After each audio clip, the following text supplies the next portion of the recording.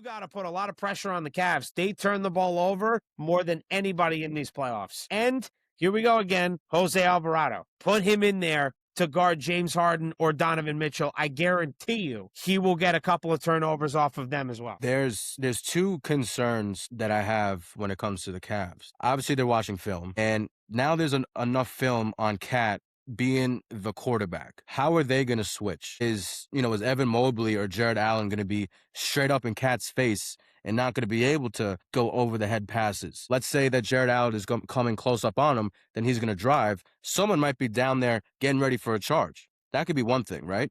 And then number two, how are the Knicks going to adjust on a pick and roll on the top when it comes to James Harden? If I had to assume, I'm just predicting that they're going to try and get James Harden to go on Jalen Brunson. Yes. As much as they could, right? So is he going to turn into old James Harden trying to foul bait or present SGA and just going at Jalen Brunson? That's plan A, the start of this series for the rest of it. And if we make the finals, it's going to be the same thing again. Go at Jalen Brunson. And they play more in the paint, so automatically Cat is going to be in there and going to have to not foul as much as he could. So because I don't mean to cut you off. I do want to answer the first question.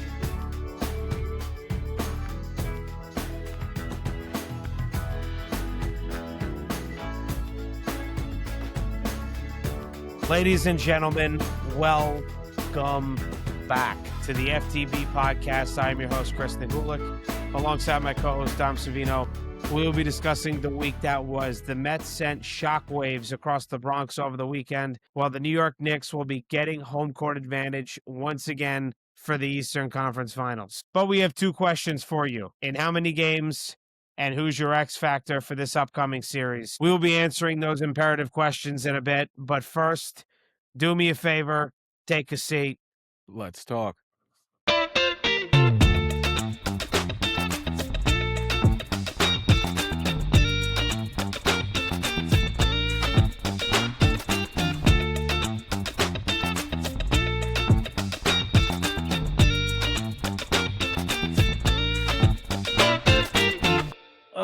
Dami. What's going on? How are you? How was your birthday? My birthday was good. It was good. Didn't work. Couldn't pay me to work. I wasn't dealing with those people on my birthday. Not happening. So I didn't work Thursday.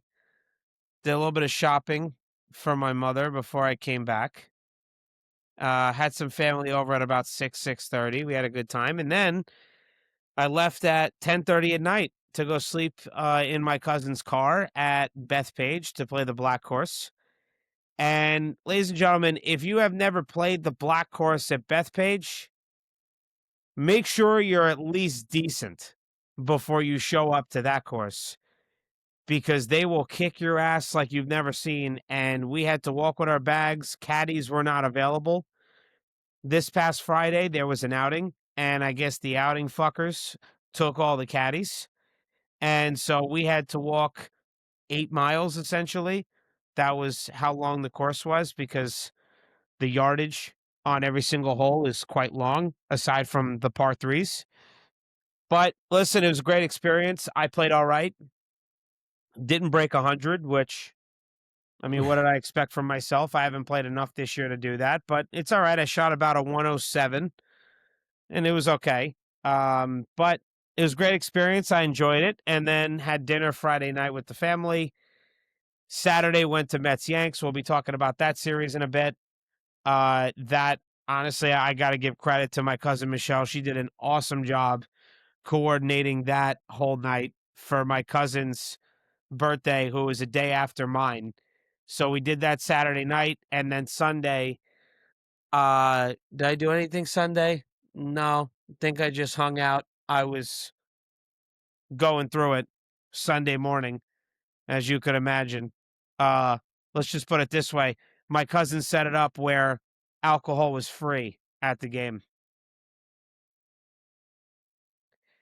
Not good for the folks involved. Not good for me, not good for my brother, not good for my cousin. I guess you could say good and bad, but for the people around us, scary times for them. No good. No. So, as you can imagine, Dom, I took advantage of that. So I had a great time. It was awesome. I texted my cousin the next morning, put myself in a little chat with my brother, my cousin Mike, and his wife slash, obviously my cousin Janine. And I made sure to thank Michelle because she's an awesome person and she did a great job. And she spent a good amount of money getting 27 seats reserved, planned it out, and did it very, very early in advance. I think she said in February she coordinated it. So, yeah, she really put a lot of thought into it, and it was a fantastic time. Game aside, game is the game, but she just did a great time, and it was great to see the whole family there. But that was my weekend, and honestly, couldn't have been any better. Sunday, I tried to do the simulator, the golf simulator Sunday, but other than that, that was it. But Dom, you said that you were very busy at work yesterday, but how was the rest of the weekend for you? It was good. Honestly, all of last week, allergies were kicking my ass, Don't even and get me I started. haven't I haven't had like that bad of an allergy attack in a couple of years, so I was very surprised. And then, like, let me be one of those weirdos to like, go on your phone and check the pollen, which I've never done in my life. No, I And did. apparently it was extremely high. Extremely. And No, I did. You call me I was weird, like, call me what you want. I look at it every year. damn, I guess they're right about that, but not the weather though. They're never right about the weather. But work was very busy. Everyone was outside, especially on Sunday. I guess the first real nice day, and it was beautiful out. People were out getting drunk. We had live music at work. It was awesome. Very busy, and I'm excited for the summer. It's going to be a good one if the weather holds up for sure. Of course. Well, that's the biggest question, if the weather holds up. Or you could be a Florida weatherman and just predict every single thing under the sun, and then if one of those things happens, then I guess you're right. But, because that's what we kinda lived through with college down in Tampa. But so yeah, that's great. The weather here has been awesome. I mean, it's quite hot today. It's going to be hot up until Wednesday, and then Thursday it's seriously dropping down to like mid 50s, low 60s. I mean, this weather in New York this year has been absolutely absurd. But it don't matter what I take for allergies. I take Zyrtec, I take Claritin. Don't matter. Nothing works. I'm getting bodied by the allergies. And I remember I dropped my brother off at the train one morning. I actually had to pull over. I had such a sneeze attack. I was like, "Holy Lord, I can't drive." I had tears coming out of my eyes, and I was just sneezing like 15 times in a row. And it was terrible. The pollen, I'm not good with the pollen. And I remember a couple of years ago, the end of April, I was golfing at a course, and by the 10th hole, I was just sneezing my head off, and I told my brother, my cousin, it's I don't think I can continue. I was like, because I can't even see. I was like, I can't swing, I can't see my ball. I was like, I'm like totally out of whack. But listen, it'll go away. It'll get better. This is just the month of May is really the pollen month of the year, especially here in New York. But it's all right. We'll get through it. So, anything else you got to say, Dom, before I start up here? Let's get on to it. All right. So the order is going to be the same as last week: NBA, MLB, NFL.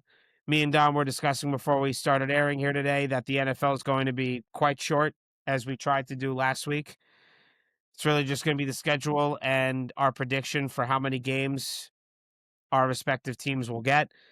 But we're going to start here with the NBA. And of course, why wouldn't we? That was a pretty easy choice if you're listening to this on any platform, YouTube, Spotify, or Apple Podcasts. The Knicks will be playing the Cleveland Cavaliers. Quite of a shock to some people, Dom. I honestly thought the Pistons were going to take care of business at their home stadium. They clearly did not. But the Knicks will be playing the Cavs in the Eastern Conference Finals. First time the Cavs have been in the Eastern Conference Finals since LeBron James and the 2018 Cleveland Cavs. But the Knicks will have a chance to make the NBA Finals for the first time since 1999 if they can get through this series against the Cavs. Dom, I'm going to let you go first. But what I wrote here was Pistons Cavs game exposed everything wrong with the Pistons, but everything right with the Cavs in order for them to get through two 7-game series and get themselves to the ECF for the first time since 2018. We had a little bit of an argument last week saying, "Oh, I wanted the Cavs, you wanted the Pistons," and obviously we explained our reasons why. But now it didn't even matter because they went to 7, and I thought it was gonna go to 6. I said Pistons in 6, but, obviously that wasn't right. Happens, you know, whatever. But now the Cavs only have 1 day off, which is today of this recording on Monday. So no matter what, I know it's different matchups, the Cavs are a completely different team than the Pistons, but now they're just on fumes now. They're sleeping all day today. They're not doing a thing. Maybe they had some meetings early in the morning, then they all went right back to sleep. They had to go from Detroit and now they got to come all the way to New York. So it's going to be a bitch for them, especially with the traveling and then coming into MSG. And they're pretty familiar with the Cavs with MSG. And, the famous quote from 2 years ago, Here we right? go. The lights 3 years. were 3 years 3 ago. years ago, 3 years ago, brighter than we're expected, right? Jared Allen. And I got my wish. And a lot of people were asking me, would you rather the Cavs or would you rather the Pistons? And I explained my reasons why. And a lot of people agreed with me, but obviously there were some people that agreed with Chris for the same reasons that Chris said. But as you said, game 7 didn't just expose the bad for the Cavs, but also the bad for the Pistons and the good for both. But I was looking at the team stats from game 7, and what really got me was 64% from the free throw line for the Cavs. I Mm, mean, that's not good at all because no. especially that Donovan Mitchell is gonna go to the hoop. James Harden is gonna go to the hoop. But one thing that really surprised me was the shooting. Of especially Strus. You know how we've seen him with the Miami Heat and everything else. But all their other shooters too were shooting pretty good. Field goal percentage of Game 7, 51% for the Cavs. They were 32% from three, 11 to 34, 28 to 44 from the line, which is god awful. Mhm. 50 rebounds, 14 offensive rebounds, which going against the Knicks, they're really not going to get that much, Mhm. especially with Mitch on the floor, and especially if Cat is right. I mean, total turnovers 13, not good, and fast break points only 12. For a team, that likes to run, only 12 points in fast break, that's really not that great, especially with Donovan Mitchell running the floor. Mhm. But when it comes to my predictions, right? You know, Evan Mobley had a good series. Jared Allen had a pretty good series, right? But when it comes to these playoff games, it's all about matchups, right? They only had Duran, right? Duran, and now they're going up against Mitch and Cat. And I hate to say it, but Cat is going to get into some type of foul trouble, maybe early or maybe late in the game. Mo Diawara is going to probably have to come in, and you know what? He's going to help us a lot. I think that he can be a big X factor in this series. Most of the time they got their points in the paint, the Cavs, and that's what they're most effective, even though they can shoot. But, they're trying to get the ball to Mobley. They're trying to get the ball to Allen. And it's going to be a dogfight in the paint. And when it comes to shooting, I mean, you couldn't tell me this 2 months ago or even a month ago that we have good 3-point defense. But now we do. Now we do. And we are a great matchup against them. So this is going to be a dogfight. A lot of people on TV, analysts are saying Knicks in 5. I don't think so. In my Mhm. opinion, I think that the Knicks are going to lose a close game, possibly like a 1 or 2 point game. And then there's another game where I just don't think they're going to have it. They're just going to have one slow game, which I would predict is away, and I think it will go to 6.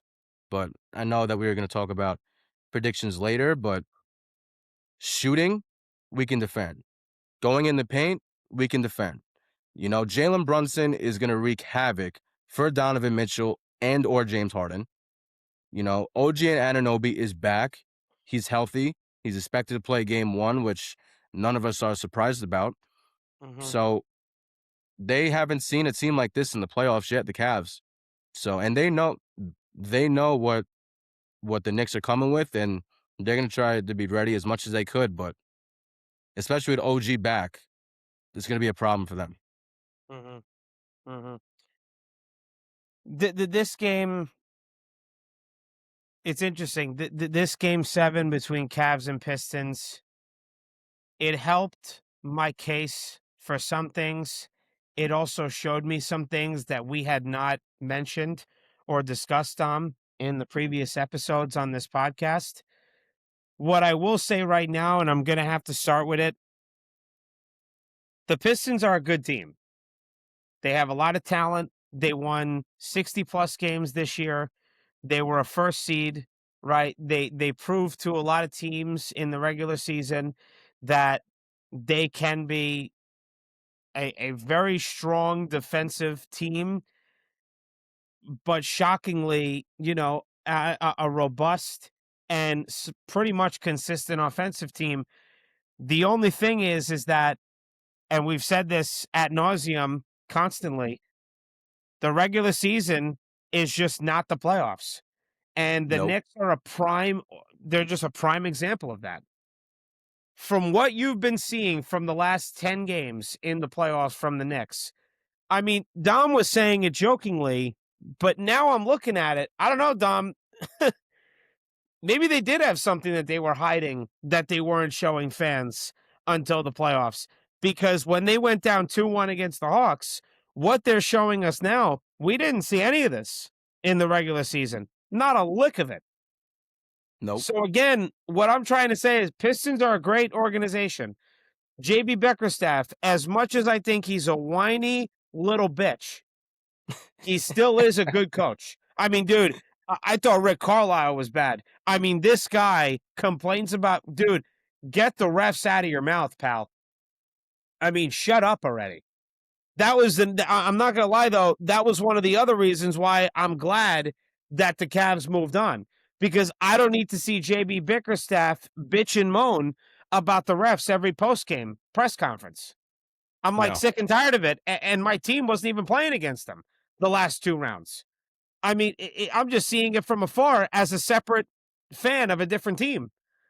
I mean, this guy whines so much about the refs. He's making Rick Carlisle look fantastic.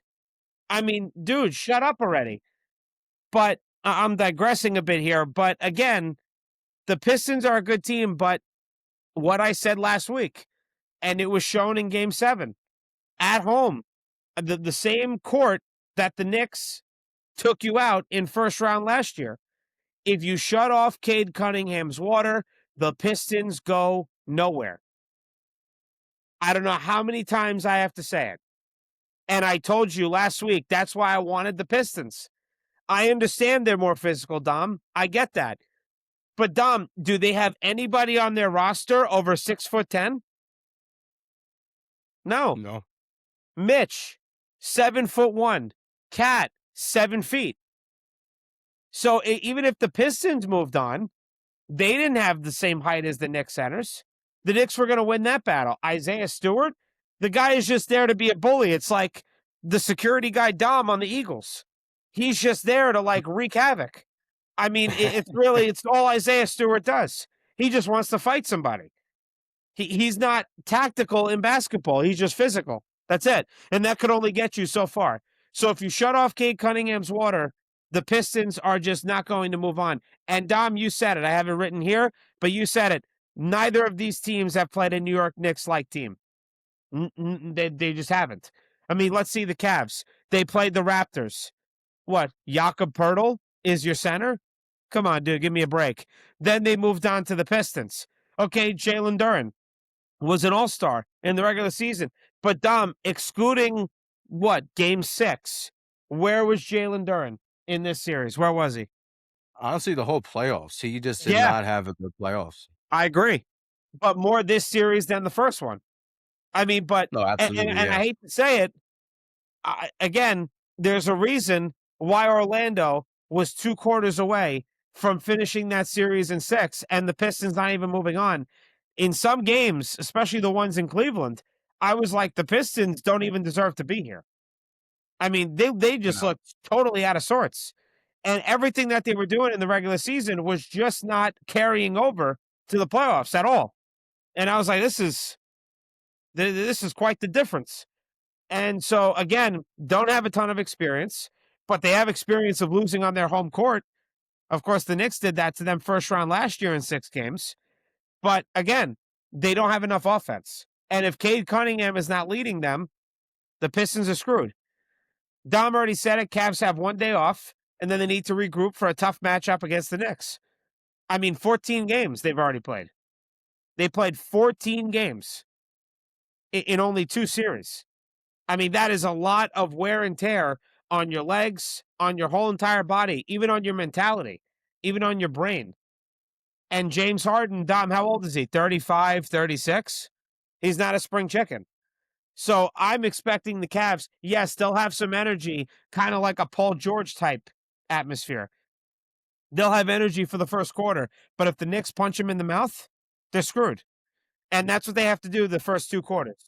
The first half, you got to just keep punching them in the mouth because they're going to come out like a Mike Tyson fight where the first couple rounds they have a bunch of energy, they could swing, they could shoot, they look great, but then they start fading. And that's how boxers would beat Mike Tyson. They would their trainers in the corner would tell them just withstand the first few rounds. He's going to die out. He's going to get tired. And that's how they started beating Mike Tyson. They figured out how to beat him. And they found his kryptonite. Just wear him down. Just push through the first couple rounds and then you'll be able to lay punches on him and he gets tired. Well, that's what the Knicks are going to have to do with Cleveland because they already played 14 freaking games. Even if the Pistons moved on, 14 games. It's a lot. For me, the way Mike Brown should line up his starting five defensively, Dom, and I want you to respond to this. Brunson on Dean Wade or Max Strus, Mikal Bridges on Donovan Mitchell, Josh Hart on James Harden, OG Anunoby on Evan Mobley, Cat on Jared Allen. 100% agree. Okay. And that was going to be my next point because Evan Mobley, he averaged 17 a game. Yeah. Do you really think he's going to average 17 a game this series? God, no. I don't think so. No.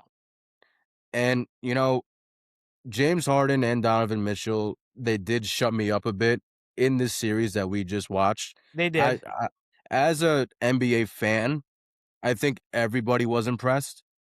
Usually, I mean, this is the first time Donovan Mitchell has escaped the second round, Mhm. right? It is. Am I No, right? you're right. It is. Yeah. Usually, with the Jazz, he just had nobody, right?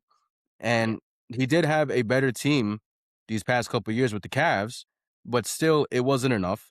And also, there's times where he choked, right? But now you have Donovan Mitchell and James Harden who do choke.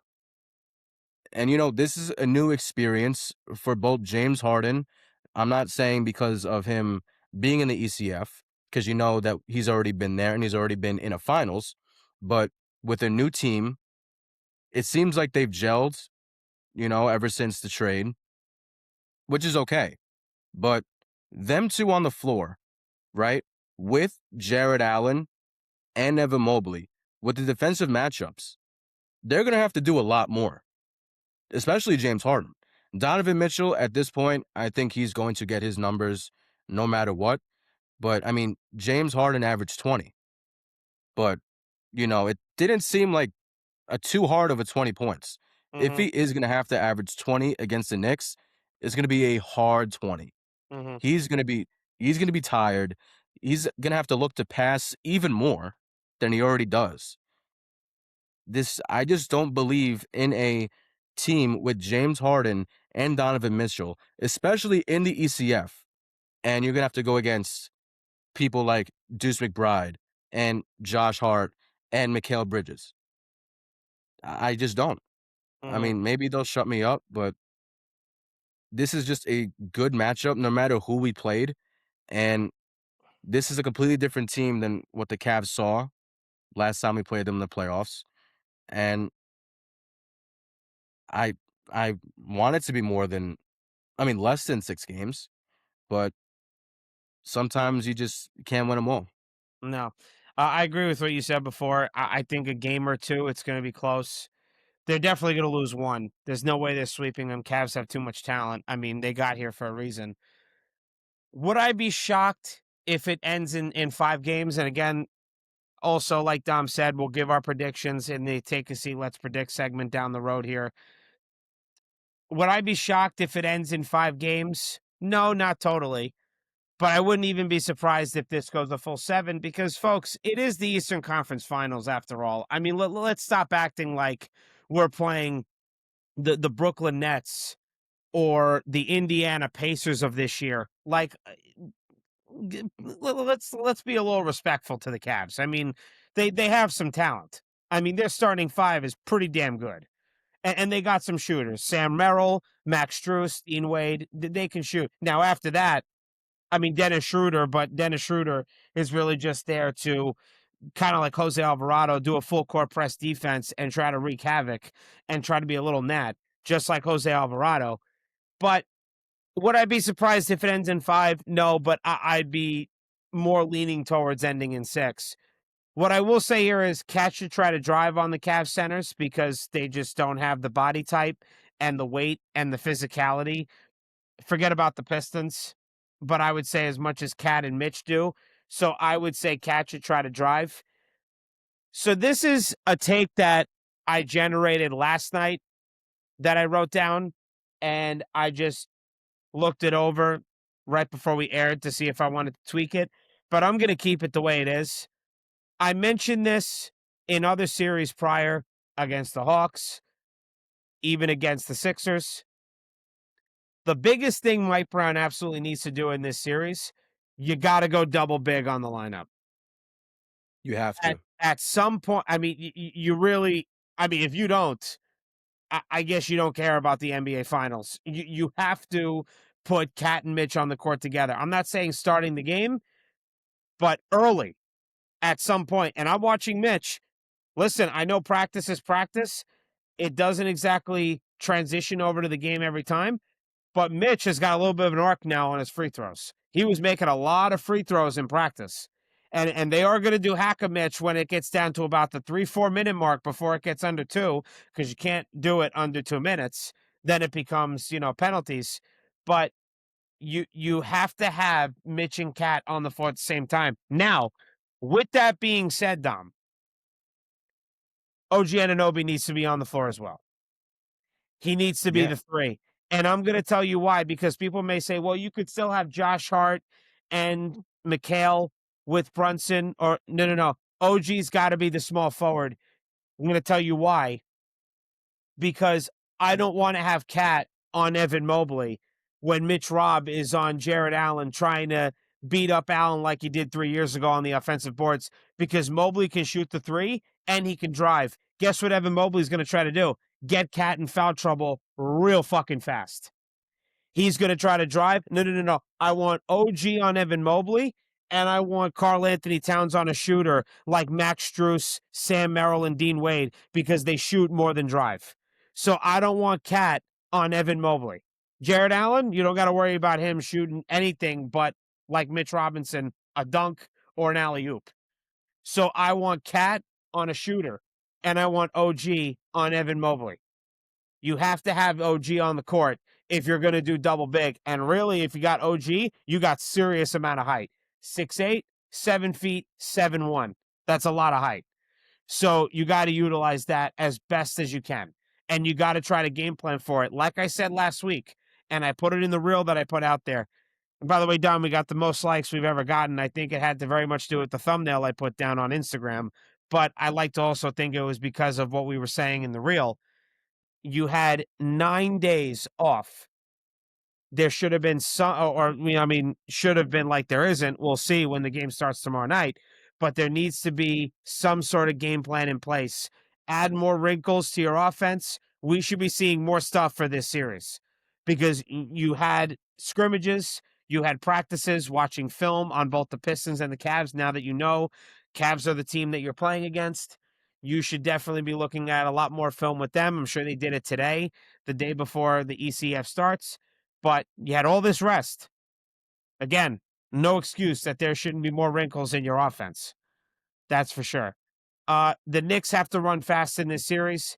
The Cavs won't be able to catch up due to their poor defense. The biggest thing that you got to do for defense, if you're the Knicks, Dom, the number is astronomical on how many turnovers the Cavs averaged really the whole playoffs, but more this past series against the Pistons. They were giving up like over 20 turnovers a game. I Yeah, it mean, was bad. James Harden had like a couple of 8 turnover games.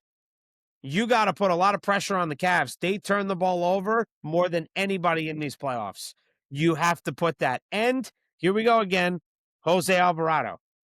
Put him in there to guard James Harden or Donovan Mitchell. I guarantee you he will get a couple of turnovers off of them as well. There's two concerns that I have when it comes to the Cavs. Obviously, they're watching film, right? And now there's enough film on Cat being the quarterback, right? How are they going to switch? Is Evan Mobley or Jared Allen going to be straight up in Cat's face and not going to be able to go over the head passes? Or, you know, let's say that Jared Allen is coming close up on him, then he's going to drive. Someone might be down there getting ready for a charge. That could be one thing, right? And then number two, how are the Knicks going to adjust on a pick and roll on the top when it comes to James Harden? If I had to assume, I'm just predicting that they're going to try and get James Harden to let go on Jalen Brunson. Yes. You know, They'll so they'll do it as much as possible. they're gonna But try that, it as much as they could, right? So is he gonna turn into old James Harden trying to foul bait or present SGA and just going at Jalen Brunson? Because, for some reason there really wasn't a plan, some reason for the 76ers. Don't know why, or maybe they just couldn't do it. But that's plan A for the start of this series, for the rest of it. And if we make the finals, it's going to be the same thing again. Go at Jalen Brunson. And they they play more in the paint, so automatically Cat is going to be in there and going to have to try and dodge away to not foul as much as he could. so Because I don't mean to cut you off. I do want to answer the first question about if Cat is the quarterback at the top of the key. If it has to be Evan Mobley because Jared Allen will get cooked on the drive. If you have Evan Mobley, who's 6'11", so he's only 1 inch smaller than Cat, not that big of a difference.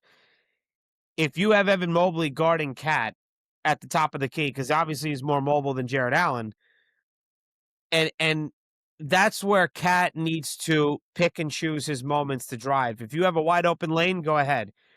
But I will say, if it's going to be Evan Mobley against Cat, then you have to have Mitch Robinson in there so that at least you have somebody eating up the glass and who's going to beat up either Evan Mobley or Jared Allen. Because if he wants to be the quarterback, can you do it with Mitch Rob on the bench? Of course you can. But again, this isn't the Hawks. This isn't the Sixers, right? The Cavs do have more size than those previous two teams in those series. So Mitch Robinson is going to have to get a fair amount of run. And I do think that with Mitch Rob on the court, I think that will lessen Cat's fouls because you at least have Oh, somebody else absolutely, to yeah. be in the paint and you could keep Cat, on the outside. Now that's number one. To answer your second question about the pick and roll with Jalen Brunson, to have the Cavs try to have Brunson guard James Harden, the Knicks, and I hope they did this, and I sure as hell hope they do it even after game one when you practice that one day off. If they practice one day off, who knows what they'll do on the one day off. But I hope they've been doing it for the days that they were off. Once you are on offense, either you miss or make the shot, make sure you immediately have Jalen Brunson finding that shooter and you are on him. If the shooter wants to pick and roll, well, something that I said the Knicks weren't very good in the regular season, communication. Make sure you talk and you say, "Hey, switch is coming. Stay there. I'll go here." The Knicks are going to have to be very communicative on defense if they want to try to avoid having Brunson on Donovan Mitchell or James Harden.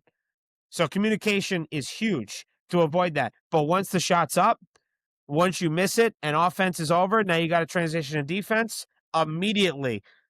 Find your mark, find which guy you have to guard, and get in a position as fast as you can because the Sixers, six, yeah, I mean, Tyrese Maxey likes to run, but the Cavaliers are going to try to go fast because they want to try to beat the cancel out of having Jalen Brunson on a shooter instead of being on one of your top backcourt guards.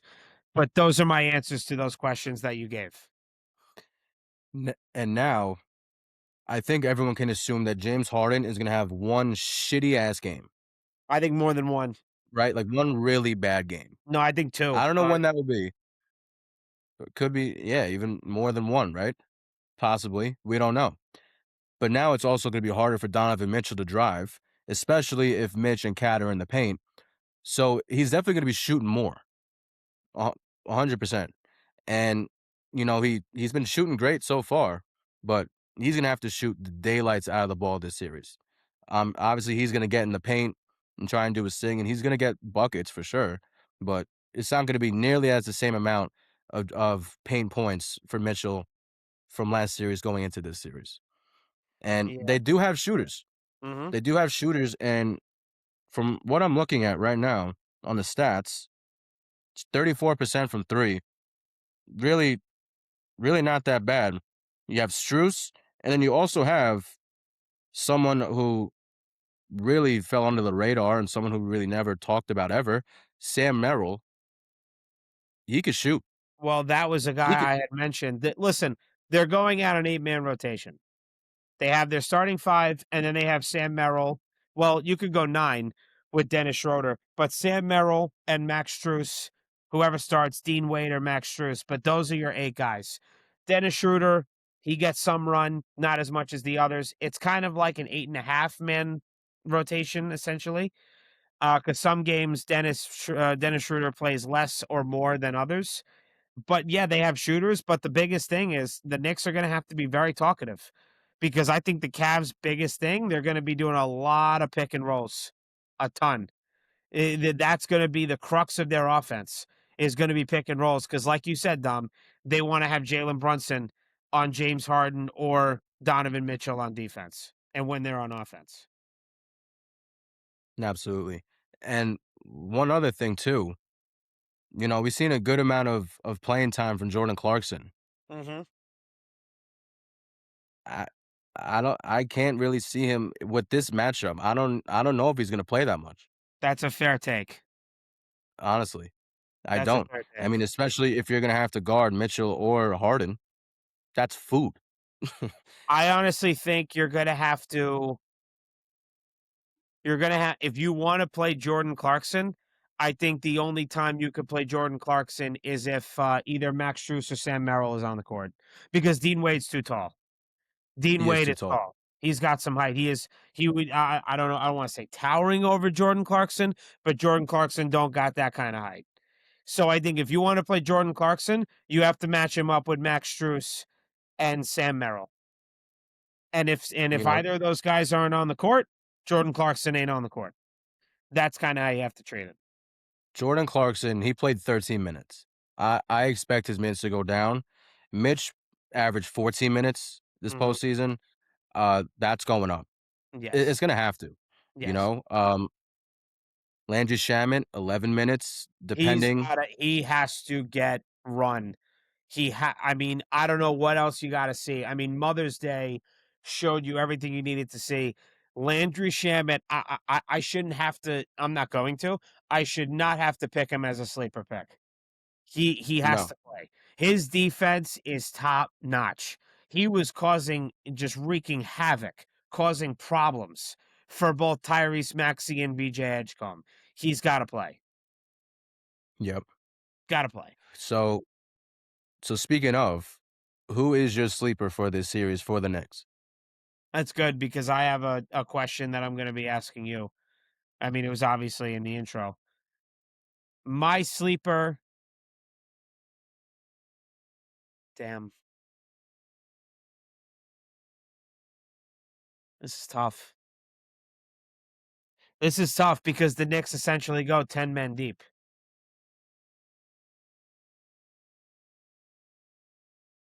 God.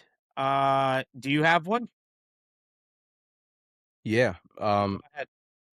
I hate to say it, but I mean, it's gonna have to be Mo Diawara just Mm. because of how much, especially if both Mitch and Cat are on the court at the same Sure. time. One of That them is that gonna get in foul trouble early, and Yep. he's gonna have to be on the floor, and he's Mhm. gonna have to put up some quality minutes.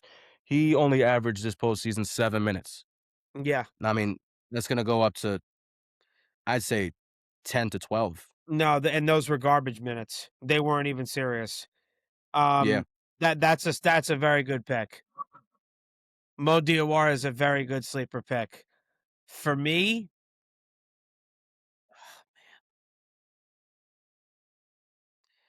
I mean, I wanna say Tyler Kolek, but I just don't see him playing. I mean, I would love for him to play. I mean, the thing is, you can't have him defend Mitchell or Harden, he'll get eaten alive. Yep. His defense is just not good. You can't pick the same guy. That is a good pick. And I can't go with Landry Shamet again because he's already shown in the previous series how good he is. I'm gonna think about it and I'll get back to you. I don't have an answer for that right now. Now, my Gotcha. question to you is, and you mentioned it, I think a little bit before, then you can, I guess, repeat it if you have it, and if you already said it, I forget who it was. Who is your X factor in this series? Like, in general, like, who's Yeah, or just for in the general, Knicks? who's gonna be, putting up basically putting up not the most points, but points where you're like, "Damn, that really changed the game." His points really changed it for the Knicks. I'm gonna have to go with Mikal Bridges. That was gonna be my pick, you bastard. Oh, we can agree. It's okay. No. Great minds think No, no. alike. No, I have another Great pick, it's minds think okay. alike. I have another one. But, yeah, I like that one. Yeah, Mikal Bridges is a good choice. Just Mikal Bridges, obviously, because of, who he's going up against. I mean, it's we just hope that he doesn't struggle, but who's guarding him? Right? I mean, who's can really match up with him? Unless, OG, is gonna be guarding Mobley, Mhm, but he's gonna be everywhere. Unless Mobley is that guy for the Cavs where he's gonna be going everywhere, there might be one point where he's gonna have to guard Bridges a lot, you mhm. know? So Yeah. it's gonna be interesting of how the Cavs match up their team on defense. I mean, how do we explain this, like, when it comes to the Cavs? Like, they're gonna come out hot on offense, but what happens if they start doing full court press? How can that work? Oh, I think the You Knicks can handle that. I'm not worried about the Cavs full court press, and I gotta be honest with you, I'd be shocked if they do it at all, unless the game is real close towards the end. But who's not doing full court press when it's under 3, 4 minutes, and the game is close? Everyone's doing it. I'm not really even thinking about their full court press. The only full court press I would think about is Deuce McBride and Jose Alvarado, which I have my answer now for sleeper, and I'll do X factor first. Everyone's gonna pick OG Anunoby. I mean, people have already picked him, not me. Mine's Josh Hart, and There you it's go. gonna be his threes because he's been Yep. working on them a lot while he's been away, kinda like what he was doing before the first round of the Sixers 2 years ago when they had that week, break when you finish in the top 6 seeding. You don't have to worry about being in the play-in. So he's been working on his three-point shooting, but it's not just his three-point shooting. Mitch and Cat are gonna be getting a lot of boards, mostly Mitch out of the both of them. But just like how it was 3 years ago, it's gonna be the same thing here. Josh Hart, do you remember when he was mic'd up and he went to Mitchell Robinson and he goes, You get rebounds that hurt teams, I get rebounds that break teams. And I Yep. think Josh Hart's rebounds are going to break close games against the Cavs. And I think with that X factor and that ability of Josh Hart, I think that's where you can make the argument that the Knicks could win in 5 games because Josh Hart will get back-breaking rebounds off the glass. That's my X factor. My sleeper actually is Miles McBride. I'm gonna be honest, I totally forgot about him when we were doing the question. He showed me something on Mother's Day. Now, granted, this is now gonna be 9 days ago, but he showed me something. His defense is always gonna be there. Never have to question his defense. But if he does what he did on Mother's Day and he starts making shots early, this this game will be over by the second quarter. I'll tell you right now. So there you go, Dom. There's my sleeper for the series. But my X factor is Josh Hart. Yes, 3-point shooting on offense. We know about his transition offense, how much he likes to run when he gets the rebound and just goes all the way down the court. But I think he's going to be the one getting the backbreaking rebounds, and it would make sense because he was doing that a lot against the Sixers last series. There you go. It's a Yeah, good pick. yeah. It's a great pick. Anything Yep. else you want to say before we move on? They're gonna go after Jalen Brunson no Hmm. matter what. I think there's so much film on, of the ECF and, just in playoffs in general of it working. It works. When it comes to Jalen Brunson, he is trying to put the back the team on his back, even though he doesn't have to. That's what he's gonna try and do, and he's gonna score, he's gonna drive, he's gonna create foul contact, and they're gonna go after him on defense. He's also gonna have to sacrifice his body. I wanna Hmm. see some drawn charges this series. It's gonna have to come to that, especially when it comes to switching, especially when it comes to the switching, and with James Harden, he's gonna try and foul bait. Without a doubt, especially well, more now, especially against this Knicks team and the matchups that they have going up against them. Hmm. But with with Josh Hart, with Harden, he's gonna have one bad game, possibly two, right? And then when it comes to Mitch, I think he's also gonna have one bad game, but I'm praying that it's not in the same day as James Harden having his bad game. Hmm. I don't think it's gonna be the driving that's gonna be the problem. I think it's gonna be his shooting. I think that he's gonna get into his head too much with all those bodies in the paint, especially Mitch and Cat, that he's gonna think, you know what? He's gonna second guess himself and take some bad shots, and we gotta pray that he misses them. Yeah, I wouldn't be surprised if James Harden focuses more on shooting in this series because he just had so many turnovers against, yes, a good Pistons team on defense. But I'm sorry, the Pistons defense is just not what the Knicks have been these 10 games in the playoffs. They're just not. I think Kenny Atkinson is going to tell James Harden, grip it and rip it because going up against this kind of Knicks defense, not the same as what you were seeing with Toronto and Detroit. No, So. no way. All right.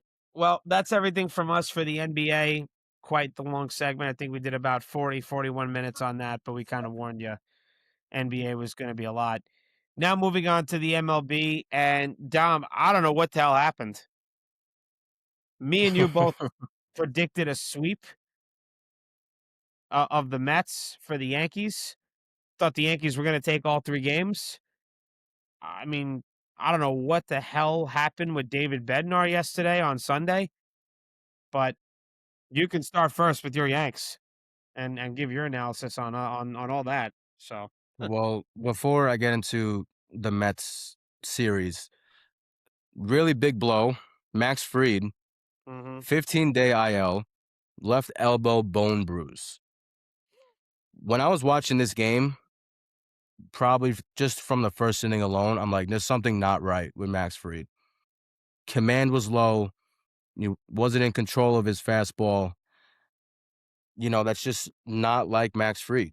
Even if he does get hit, he has control of everything. So I'm really not surprised that he did get hurt. But where everyone's just glad that it's not a surgery or he's gonna be out for months.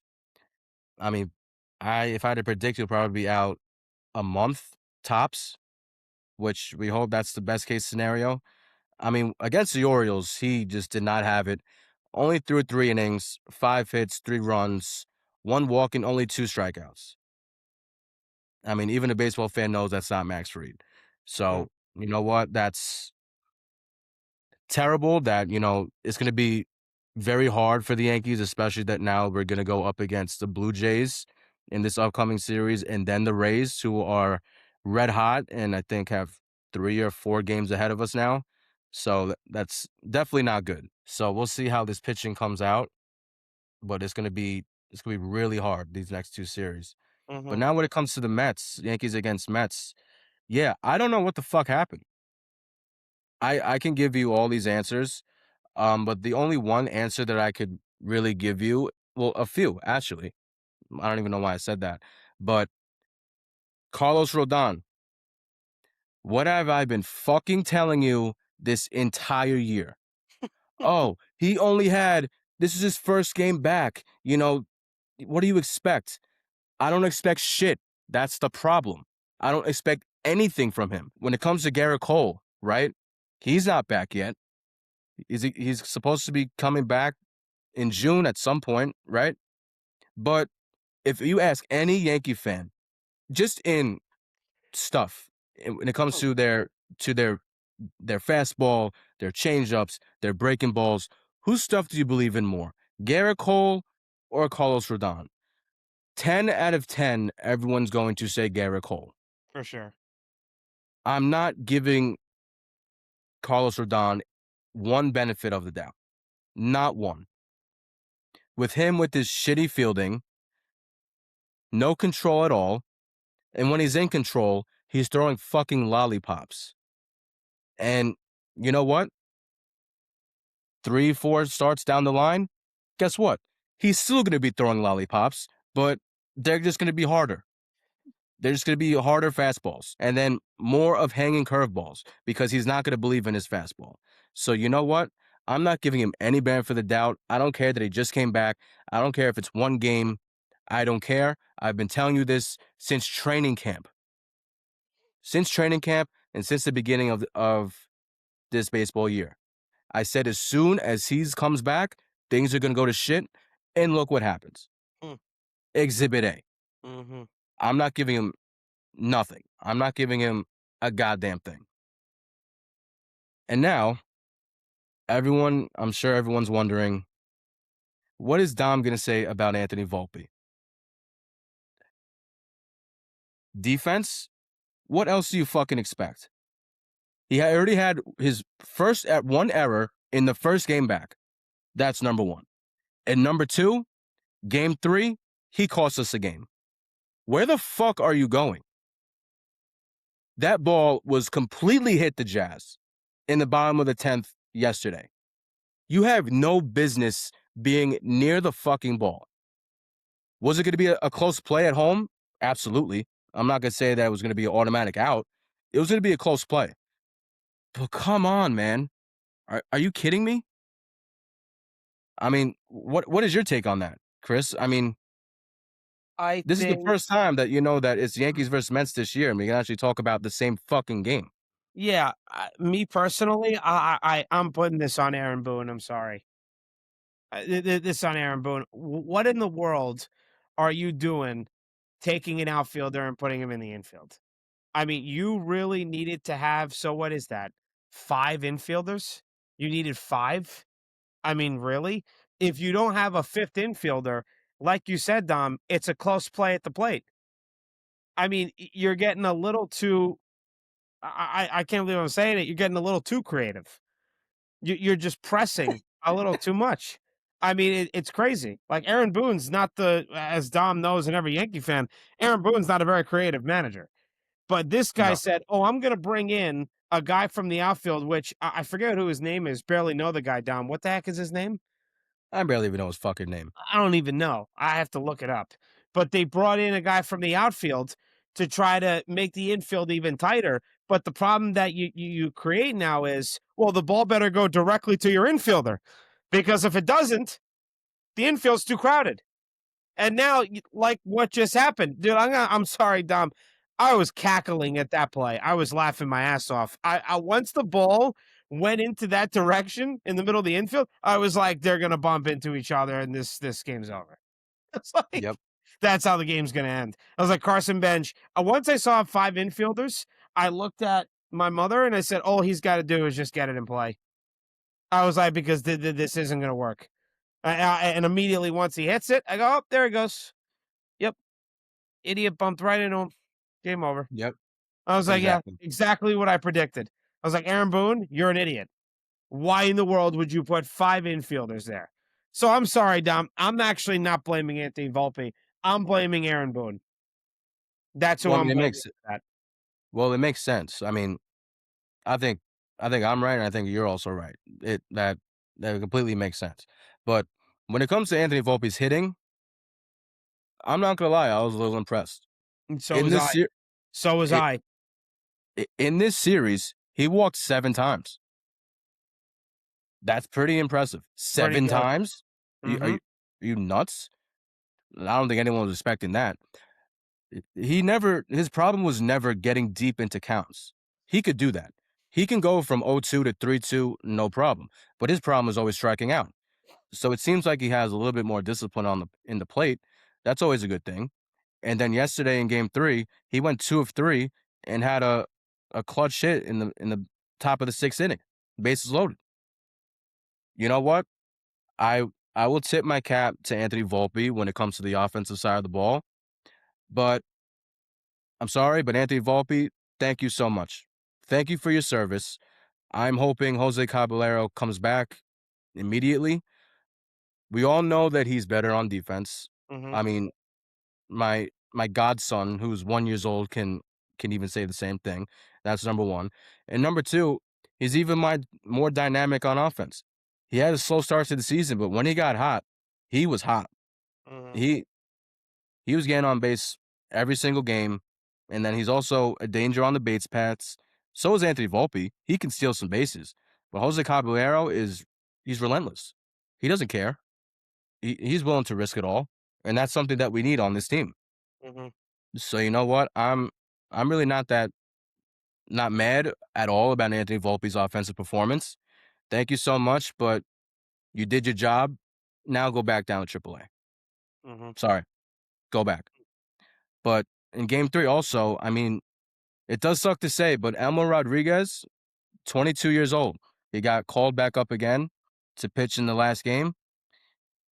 Really not that bad at all. I mean, 4 and a third, 5 hits, 1 earned run, but only 1 strikeout, 1 walk on 64 pitches. I mean, that's his best start so far in the MLB. I mean, I hate to break it to anyone, but he's just not a major leaguer yet. But, that's okay. He's only 22. And today they sent him down already Mhm. for Giovanni Cruz, and they signed him to a major league contract. And he hit 102 miles an hour in the minors. He had a 3 ERA, 3 flat, with a 29.1 strikeout percentage. So you know what? I'm excited to see what this kid can do. Mhm. And I mean, he looked good in spring training also. So Okay. you know what? Especially now with Max Fried down, Cam Schittler is gonna have to do even more than what he's already doing. I don't believe in Carlos Rodon. So now it's next man up.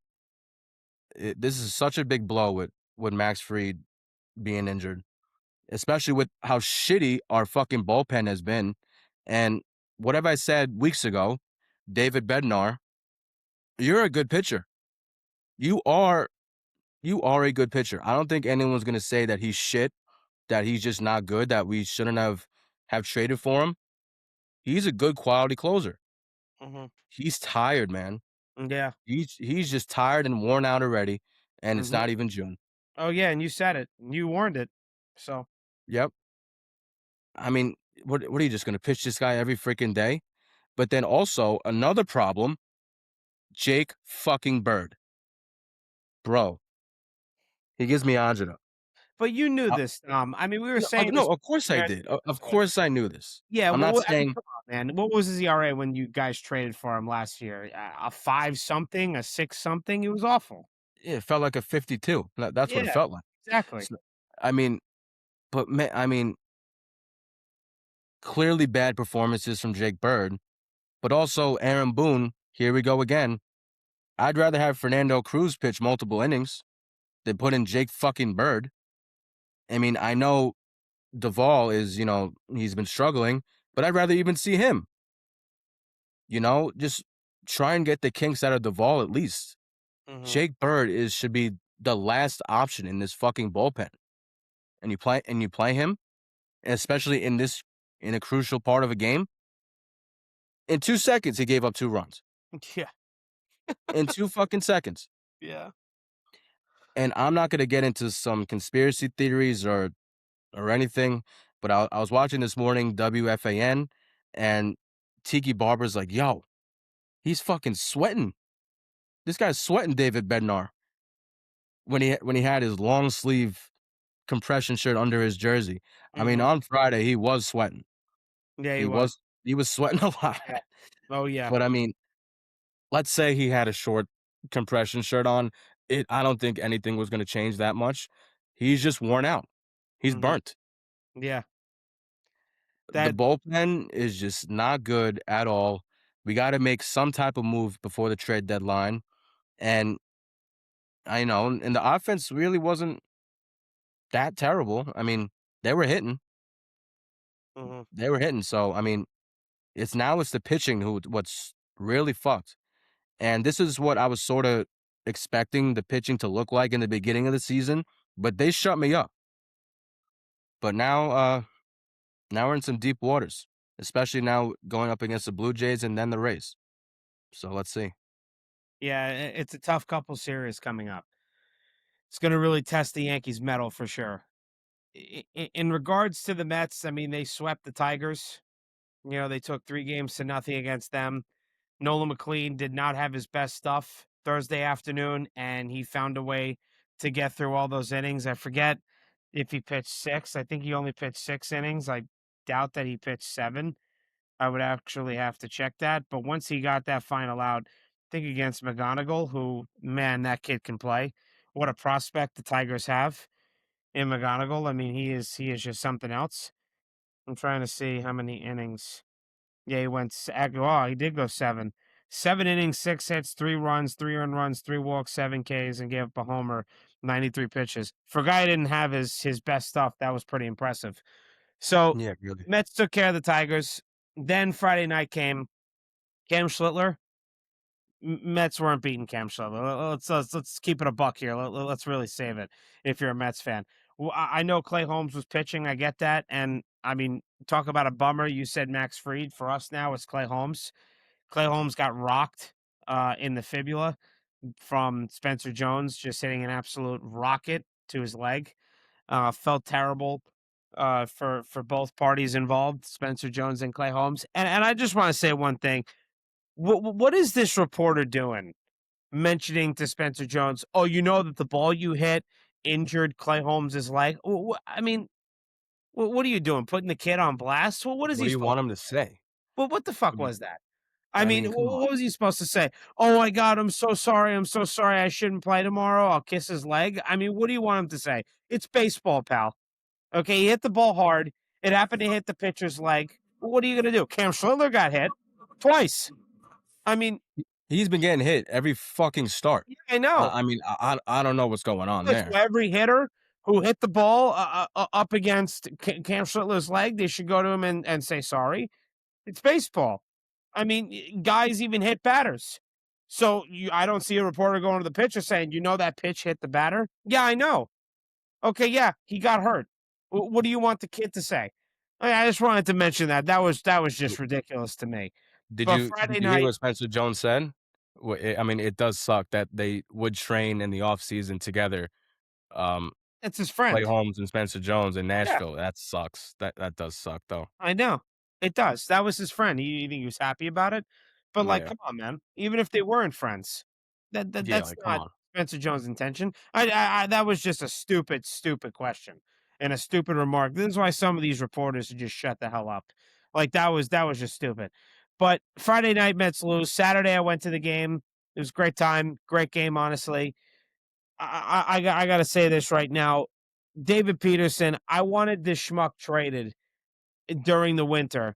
You could have gotten something for him. He was an all-star in the first half. You could have sold that as potential upside. He's still young. This is probably the last year he'll be with the Mets, at least I hope. He was on an arbitration eligible contract for one more year. I think our age, Dom. I think he's 27, maybe 28 max. But David Peterson, you suck, dude. I wanted the Mets to trade this guy. He's not good. Sean Manaea yesterday, even worse. Shamania just looks like a complete shell of himself. I mean, Yeah, he's cooked. just stealing $25 million a year from the Mets. He's trash. But Friday night, Mark Vientos is starting to hit. He's coming around. Mets offense strung 6 runs. But yesterday, and it was the first thing I thought of. I didn't get a chance to text you about the blow up from David Bednar. But Dom, you're 100% right. David Bednar is worn out already. This guy needs a little bit of a respite. He needs a bit of a break. He's pitching way too much to close out games for the Yankees. Maybe the Yankees should start scoring some damn runs and have a couple of blowout games so that David Bednar doesn't have to pitch. But he just threw up an absolute first pitch meatball to Tyrone Taylor. And I forget where I was. I wasn't watching the game, but I got a notification, and I thought that MLB at bat notification was saying, "Okay, Yankees beat Mets 6-3." And then I look at it, and then I look at a Mets chat that I'm in, and I'm like, "Holy crap, they tied the game!" And Tyrone Taylor had a 3-run homer. That was huge for him because I love Tyrone Taylor. He's such a good guy in the clubhouse. Everyone has respect for him. He didn't have much to show for it, like Gary Cohen said, with 2 hard hit balls. Trent Grisham, that little bastard, can play great defense. He dove in and caught a ball of Tyrone Taylor's bat. That would have put the Mets up top 2-1, but it didn't fall. Trent Grisham made a great play on it. But I was happy for Tyrone Taylor. And then the 10th inning, Devin Williams got out of it. Austin Wells, I mean, as we've already said a few episodes, Dom, has not carried over his performance with the DR team in the World Baseball Classic to the regular season. Hit into an inning-ending double play to Mark Vientos. I mean, it is just tough to see Austin Wells Batman. I mean, I'm not even a Yankee fan, and I'm like, dude, what happened to this guy? I was like, He how is he not just doing what he was doing with DR? he's not playing tonight, thank God. But He's not. Okay. he's not. Escara, I think is catching today. I think Ah, JC Escara. good old Uber. Yep. But I mean, yeah, I mean when it comes to Austin Wells, he got all of us fooled, really. I mean, I don't know, maybe it's the fun in the clubhouse that was making him loose or something. I don't know. But he he's gotta go, man. I hate to say it. Hmm. Yeah, it's how I feel. I mean, Alvarez is hurt now. He had torn meniscus. He'll be out for a couple of months. He'll probably be out even more like 2.5, close to 3, because you got to rehab and you're a catcher. So not only do you have to make sure that your offense is there in the minor league games, but you also have to make sure that you can defend too and go down on your knees. So it's a Yeah. serious concern. But Francisco Alvarez, as I already expressed in the episode slash reel that I put out on Instagram, I just don't see him being the future catcher of the Mets. The 2 big things now I wanna say about the Mets, and then I'm kinda done. Mets called up AJ Ewing, and he looks like an absolute ball player. He's fantastic. He's done great. But again, like I said, if the money that you're shelling out at free agency isn't working for you and collecting wins and looking like a serious contender, it's time to use your farm system. I'd even maybe think about at some point calling up Ryan Clifford if Vientos goes on another slump. You can't really afford any slumps against, I shouldn't say against, but with players that are batting in the top 5 of your order. Right now you're creeping closer to 500. You're now 6 games under. You're 20-26, but you got to start stringing some games along and keep winning series. You can't have Mark Vientos going on another slump. He's starting to get back on track. He's hitting the ball well. He's getting hits, getting homers. That's great. but you can't afford to have that guy go on another slump. And if he does, I would potentially look to call up Ryan Clifford and see what you got out of him. But AJ Ewing was hitting in AAA. That's what separates him and Ryan Clifford. And that's why they called up AJ Ewing. He can run, great outfielder. And honestly, this is the future Mets outfield. AJ Ewing, Carson Bench, and Juan Soto. This is your future outfield. The aforementioned Carson Bench. I'm going to read a tweet who has really come into his own. And like I said a couple of times before already, do not send him down. Let him play. He will figure it out. The Mets aren't good enough for you to say, oh, you're not playing well, send him down.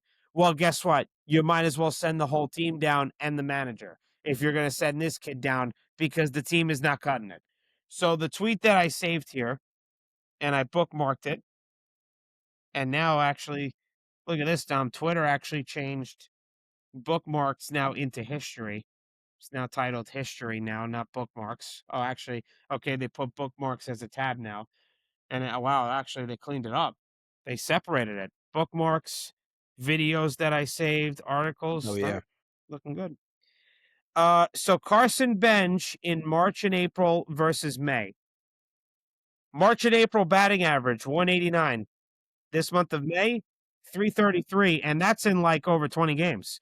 I saw before yesterday's game, Carson Bench was hitting 342 in 21 games. In March and April, on base percentage 247. The month of May, 390. Slugging percentage in March and April, 278. Month of May, 463. K rate percentage, March and April, 23.7%. Month of May, down to 15.3.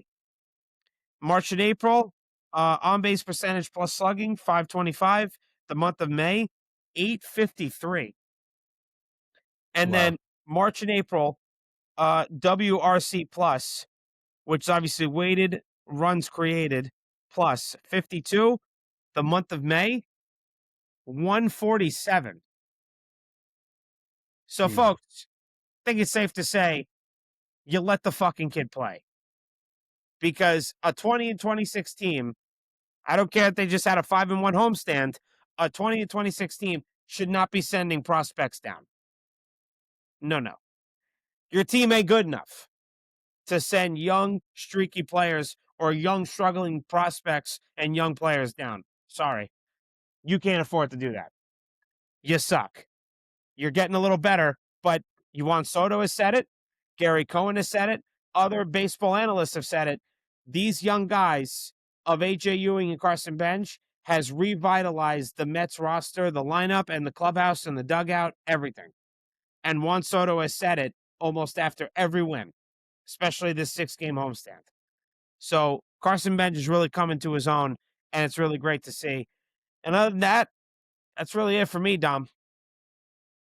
I mean, last thing I'll say about the Yankees, Cam Schlittler, AL Cy Young winner. As of right now, 100%. No one can tell me different. And when the end of the season comes, he's going to be a contender for it. Mm-hmm. He's not slowing down anytime soon. But I mean, it just sucks that he doesn't really have anyone crazy behind him or in front of him. I mean, we just gotta hope that he doesn't really burn himself out and get too much in his head thinking, all right, I gotta save this pitching rotation. But as of right now, he's not stopping, and I will be getting a Cam Schlittler jersey without Mm-hmm. a doubt.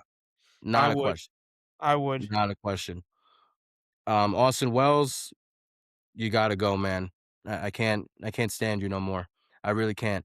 Ryan McMahon, can't stand you either. You gotta go.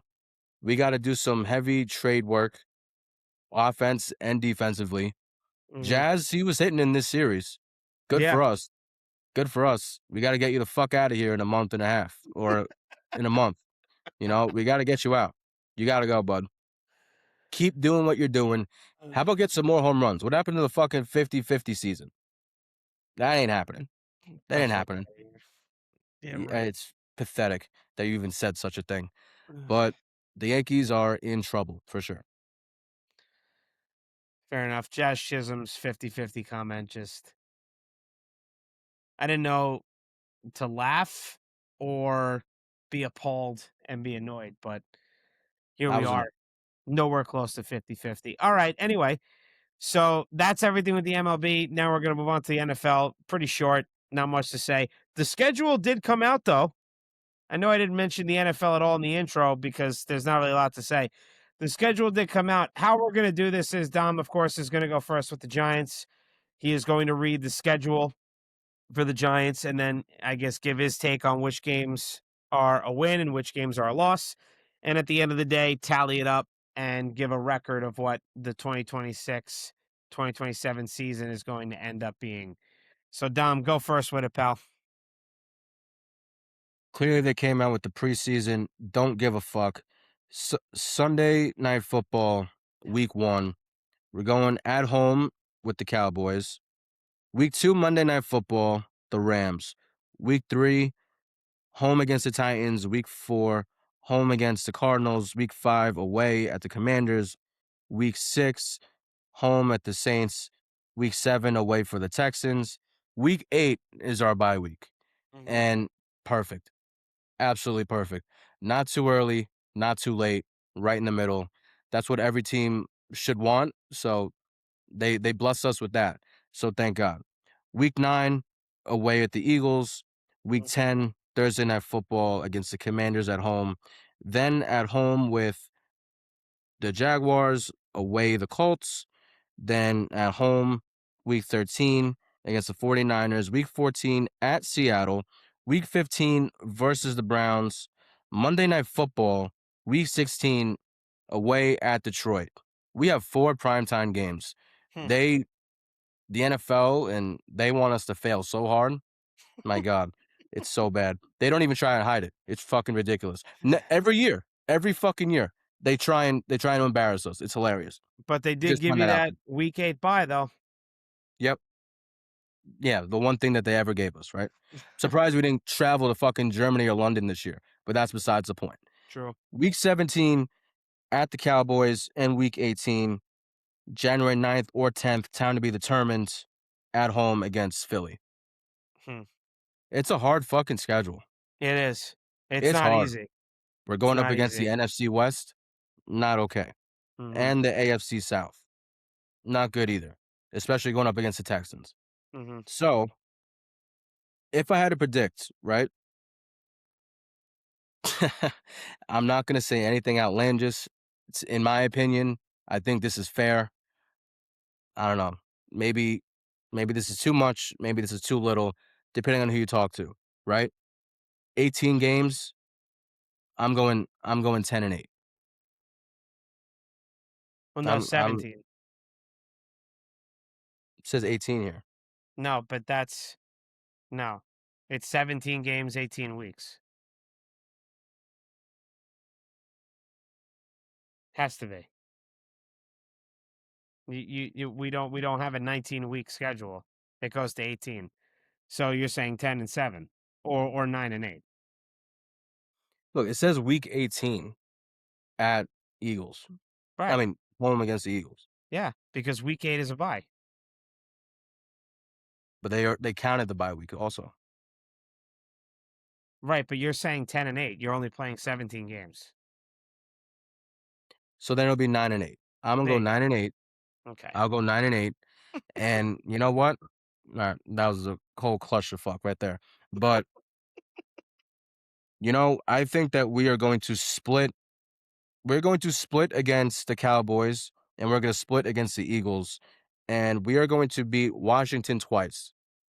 I mean, is Washington really a threat? I don't think so at all, right? No one could tell me different. And it's gonna be hard, going up against the AFC South, like I said. We'll probably lose to the Texans in week 7 in Houston. It's gonna be hard against the Jaguars. I think we'll lose against that. The first 5 weeks, week 1, 2, 3, 4, 5, I think we can go 4-1, and then all we lose to is the Rams in LA week 2. Hmm. We could beat the Cowboys. We're gonna lose against the Rams. We'll beat the Titans, and then we'll beat the Cardinals, and then we could also beat the Commanders. And Mhm. then the week after that, week 6 is New Orleans. We Yeah. can win that too. No, yeah. So it's gonna be a good start to the year. But then Mhm. after the bye week, oh, it's hard. Yeah. Oh, it's so hard. Yeah. I mean, to come out and play the Eagles and then play Thursday night, I mean, that alone is already tough. Yeah, Yeah. exactly. So Then so because you're so just to make sure math is correct here, you're going 9-8 on 17 games, right? I'm gonna go 9-8.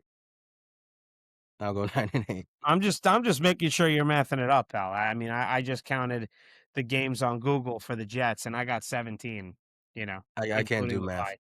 So, I don't do math. I can't do it. yeah, that was that was a doozy. So 9-8. 9-8. Okay, very good. So for the Jets, they actually start off with the Titans. So funny thing is, I'm actually going to say the Jets start the season 1-0. They start off with the Titans in Tennessee, then at Packers. Then I'm sorry, Packers at Jets. That's a loss. Jets at Lions. That's a loss. Jets at Bears. That's a loss.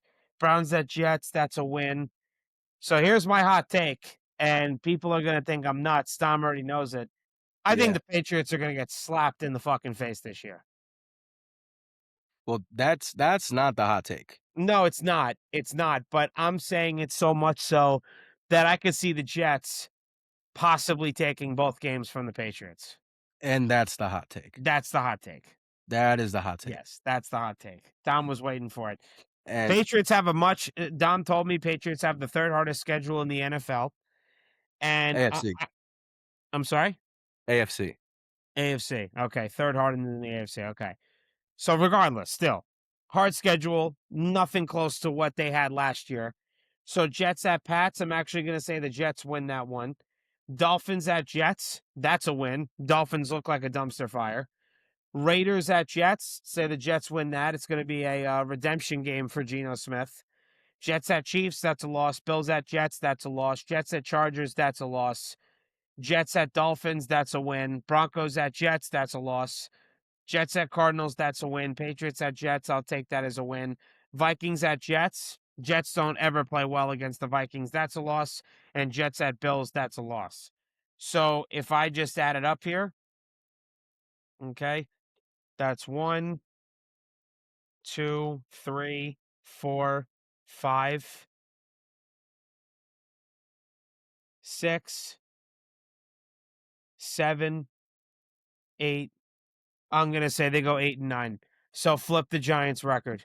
I say the Jets go 8-9, and that would be not very good for their draft order. They would have to trade up to get a quarterback.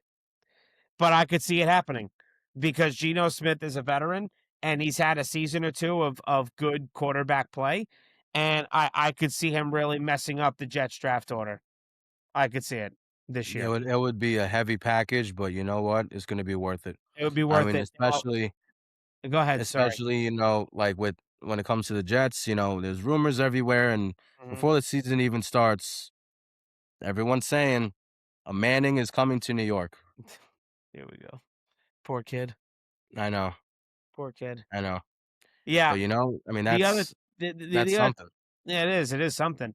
The other thing is too is that Brees Hall just got his 3-year contract. He has to prove something for it. And so everyone wants to prove something once they sign on their first year. So I expect Brees Hall to be a heavy, heavy weapon in Frank Reich's offensive game plan.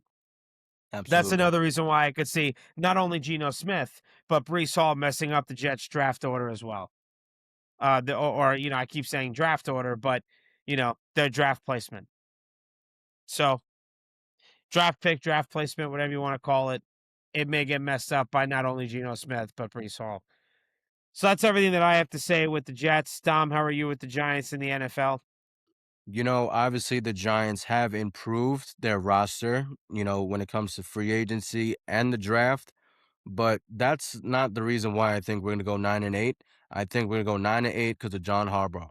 That's Hmm. why. Yes. You know, we lost probably last year like 4 or 5 games just because of coaching alone, Hmm. Right. either when it came to the head coach or when it came to the defensive coordinator. Hmm. So just that alone, right, should give us a few more wins. And Hmm. now that upgraded our offense and defense, call me crazy, but this is going to be a good year for Giant fans, and There's gonna be a lot more Giants fans in the seats, and there's gonna be a sense of community again, a Mhm, bigger sense of community. So mhm, I'm very excited for this season. for sure. We'll see what happens with the Jets. Fans will still blow their money on the games, but it'll still be nice to watch from my couch or my friend Marco's backyard TV. So, not looking to spend money at MetLife, sorry. All right, so that's that with the NFL. Now we move on to take a seat, let's predict. And folks, that is it. The time has come. And not even a figure of speech, the long wait. It's been 8 days going on 9 tomorrow of the Knicks Eastern Conference matchup. And it's going to be, of course, as we've already discussed and said, the Cleveland Cavaliers. All games are at 8 p.m. and it is every other day. So if it starts Tuesday, next game is Thursday, followed by Saturday, and so on and so forth. We are only going to give actually, are we going to predict Monday, Dom? Game 4? Yeah, we I will. mean, yeah, we will. Yeah, we'll do it. So game 1 tomorrow night at MSG, of course, as I already said, 8 p.m. Game 2 Thursday at MSG. That is obviously the other big positive of Cleveland taking care of business last night and beating Pistons by 31 freaking points. The Knicks now have home court advantage for the second straight season in the Eastern Conference Finals. Let's not repeat what we did last year, people, in game 1. If you're up by double digits with 2 minutes and 40 seconds left, close the damn game, and I'm sure Jalen Brunson more than anybody else is aware of it. But Dom, give your prediction again. Tomorrow night, game 1, Thursday night at MSG game 2, game 3 on Saturday at Rocket Arena in Cleveland, and game 4 next Monday at Rocket Arena. Give your prediction for games 1 through 4. Go ahead. I'm gonna say it's gonna be 2-2. We're gonna win we're gonna win the first game, then lose the second game, then lose the third game, and then win the fourth game. Wow. So you have them going down 2-1 in Cleveland. Yep. Huh. Okay. For one reason is because we haven't played, even though, we're all rested, right? But we were on a big momentum. Cavs, they're gonna come out aggressive and they're gonna come out hot. We'll see how aggressive they really are, but they're gonna try their absolute best to try and shut down Jalen Brunson. Mhm, And it might happen. And then also what sucks is that Cat is definitely gonna get in foul trouble. One or possibly two games, or even all four of them. So that is gonna be a factor. There's just gonna be one game that we're just gonna just not have it. I don't mhm, believe. I just mhm, believe there's gonna be one game that we lose it. We're just not even gonna lose by one and choke. I just don't think we're gonna have it at all. mhm. Okay, that's fair. For me, I'm gonna say the Knicks team they take game 1, but there's a little wrinkle to it. I say the Knicks have to pull it out in the end tomorrow night, and it's actually gonna make Mike Brown really look into how they have to defend the backcourt of the Cleveland Cavaliers, and they actually may have to add another wrinkle on their offense. I think game 1 is gonna be that tight and that close. I say the Knicks do pull it out because of the clutchness of Jalen Brunson, and I think the chokeness of James Harden and Donovan Mitchell, as Dom has already said in this episode. So game 1, they win, but it's gonna be very close and very tight that the Knicks have to look into some things on their off day on Wednesday, and I say they do take game 2 because I think the Knicks will come up geared, ready to go. But then I'm going to say game 3 in Cleveland, the Cavaliers get a little pissed off and they take game 3, but then the Knicks always find a way to bounce back. Reggie Miller said it in the series against Atlanta. The Knicks, their history since the 90s, they've always come back after a loss and really recoup and almost I don't know about blowout, but try to find a way to win by more than 10 points the next game. So I'm going to say the Knicks are 3-1 uh after next Monday night's game. And then we'll obviously give the predictions of games 5, 6, and 7 on this podcast next Monday. But again, I'm going to say win-win, loss-win for the first 4 games of this series. Let's see. Let's see how it goes. I'm ready. I'm ready for tomorrow. For Can't sure. wait. For sure. and I do expect Mike Brown, and I at least expect and hope that he uses the double big option on the court fairly early. So that's the prediction for the Knicks. Now moving on to the Yanks and Mets. Dom, you go first. Yankees versus Blue Jays, 4 games, Monday to Thursday, and then the Rays Friday to Sunday for 3 games. So a 7 game series, a 7 game week, I should say. You can give your prediction on it for the Yankees. I'm gonna say 1-2 for both series. So they're gonna go 2-4. The pitching is not there. The bullpen is awful at the moment, and also our hitting has been also inconsistent as well. So I mean, I can't see us getting swept at any of these series. We'll take one game. I mean, especially if Cam Schlittler is pitching, but and also you got to pray for also a bullpen game because I'm sure there's gonna be a bullpen game in one of these series. So Mhm. you just gotta pray for one of those. So Okay. I'm gonna say 2-4 on the week. Okay. For the Mets, I'm going to say 2-2 against the Nats. The Nats are only 1 game under 500, and their offense has been pretty good since the season started. It's teetered off a little bit, and of course their pitching, always just starts to, if their offense is good, their pitching will kind of bring it down because it never balances out generally with the Nationals. But I'm going to say the Mets go 2-2. Kind of like you said, Dom. I mean, Clay Holmes is hurt now. They called up Zach Thornton today.